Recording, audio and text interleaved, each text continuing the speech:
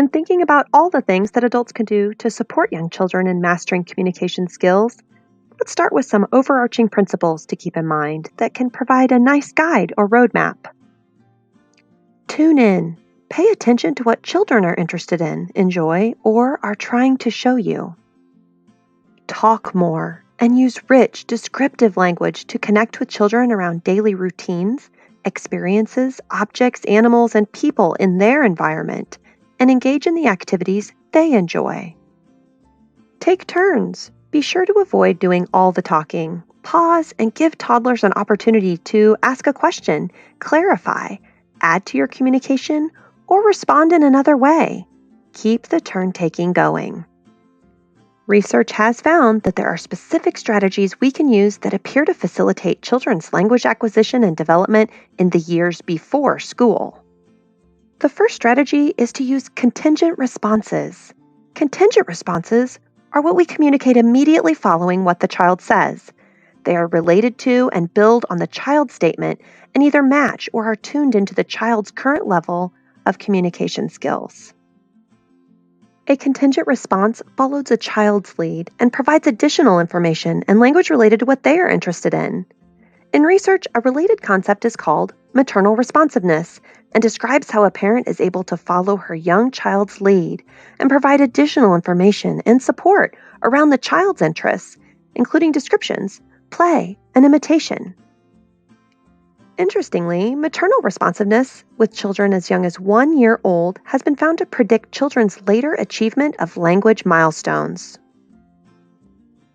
Imagine you're on a field trip to the local supermarket. A 4-year-old child points to an eggplant, a long, oval, purple-colored vegetable, and asks you, "What's that, a purple potato?" You might respond, "That is an eggplant. It's one of the few purple vegetables we have. Look, a potato is an oval shape, but a potato is brown." Another strategy is to follow the child's attentional lead, which involves adults labeling, describing, or commenting on objects, actions, or events that the child is currently showing interest or engaged in. Imagine a child playing with a dollhouse. The adult might say, "I see the mother doll is helping the baby doll go to sleep. They're cuddling. That's a nice mommy." The research finds that this strategy generally supports children's language development. Or imagine that you see a 2-year-old child playing with a toy that entailed sorting blocks by shape. As he plays, what would be something you could say that would follow his attention to this toy? For example, "That's the square block," if the child is holding the block. If the child is trying to fit it into the correct opening in the sorter, you might say, "I wonder if it would fit in this space." Or, "What if you turn it?" The goal is to name objects or describe the actions that a child might take in a non-intrusive way that fits in the context of her play. Expansions and recasts are two strategies you are probably already using quite a bit. Expansions are when adults respond to a child's statement with a longer, more complex statement. For example, a child might say, "Dog, woof." How could you respond with an expansion?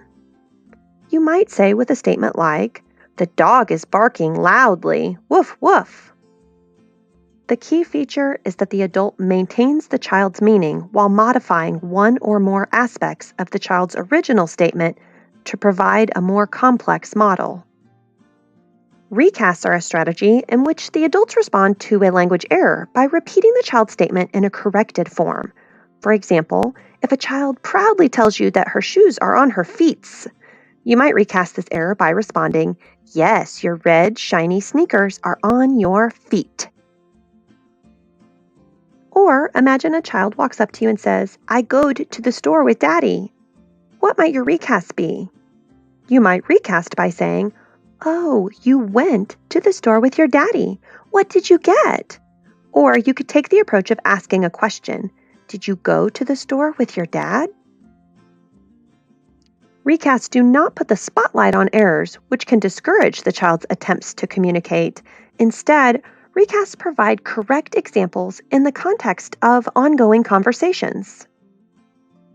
Research has found that high-quality communication Using rich, descriptive language with children helps build their expressive language skills. Research also shows that frequent shared reading with young children helps to build their language skills. Are there specific techniques you can use with story sharing to maximize language learning? Yes, there are. It can help to teach children the meaning of words that appear in the books you share. Research shows that this is important for comprehension, as it helps children focus on the storyline. You can also seamlessly teach new vocabulary as you read. For example, when reading about Goldilocks and the Three Bears, you might tell the children when you get to the word porridge that it's something to eat, such as oatmeal or hot cereal. Before sharing a book with children, think about the questions you might ask that will help engage them in the story when you read it aloud. Ask about the illustrations, what they see happening. Pause and let children complete a refrain or a repetitive phrase that appears throughout the book. Ask children to think about what is going to happen next based on the illustrations. Ask how a particular character is feeling or what he should do next. Ask them to make a connection between the story and their own lives. Questions like these help children to think about what's happening in the story and give them the skills they need to become good readers. These questions encourage children to make sense of the story, learn the language of the story, and talk about it in their own words. Next, watch this brief video that shows how you can implement some of these strategies with your child. Watch the video, Literacy with Love, then think about answers to the following questions. What strategies did you see the mother use to enhance her daughter's engagement and learning during this book reading experience? What effect do you think this experience had on the child? What did she learn?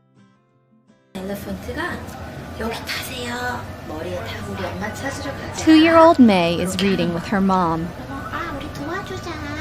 She is keenly focused, totally absorbed in this joyful experience. May labels the objects she sees in the book. Now that she is 2, May understands these pictures represent objects in the real world. Mom expands this learning experience by encouraging May to count as part of the story. May points as she says each number. 5, 6, 7.